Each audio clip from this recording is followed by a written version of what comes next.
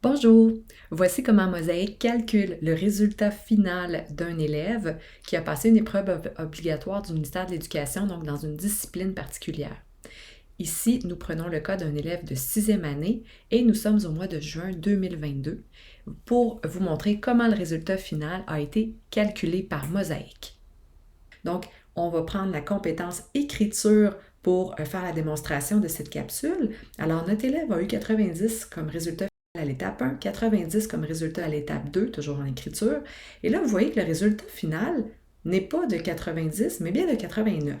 Alors, on peut penser qu'il y a une autre note qui a été prise en compte dans ce calcul. Effectivement, il y a eu une autre note, c'est celle de l'épreuve obligatoire de fin d'année en écriture en français.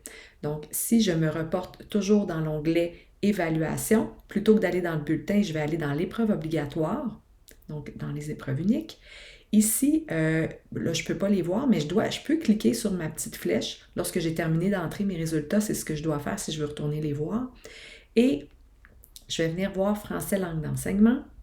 Je vais cliquer sur Écriture ou Écrire et je vois que mon élève, ici, il a eu 80% dans son examen d'épreuve obligatoire en écriture.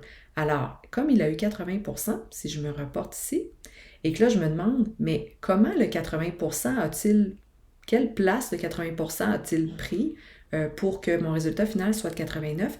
Eh bien, sachez que le calcul est très simple. C'était le même calcul notamment dans GPI, mais là, c'était plus facile dans GPI parce qu'on voyait une colonne d'épreuves obligatoires dans le calcul de la note, alors que si la colonne de l'épreuve obligatoire n'est pas dans le bulletin, elle est vraiment dans l'onglet Évaluation, épreuve obligatoire. Donc, on ne la voit pas, alors on se demande si elle est prise en compte dans le résultat final. Eh bien oui, elle est prise en compte de la façon suivante. La première étape sera de faire la moyenne des deux étapes de l'année scolaire. Présentement, l'étape 1 vaut pour 40% et l'étape 2 vaut pour 60%. Ici, en écriture, comme j'ai la même note aux deux endroits, évidemment, notre moyenne sera de 90. Et puis, c'est ce résultat-là qui est sur 100 là, présentement, la moyenne est sur 100, je ramène ce résultat-là final des deux étapes sur 90%. Donc, je vais prendre mon 90, je vais le multiplier par le coefficient 0,9 pour ramener ma note à un coefficient de 90% et ça me donne un total de 81 sur 90.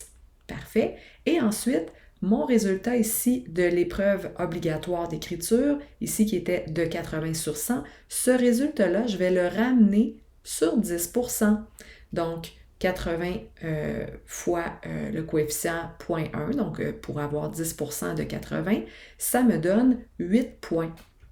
Alors, si je reviens ici à mon exemple initial, je sais que si ma note en écriture ramenée sur 90, ça donnait 81, plus les 8 points qui sont alloués au total, dans le fond, de l'épreuve obligatoire, eh bien, ça me donne un grand total final de 89, ce qui va être la note finale pour mon élève pour cette compétence-là.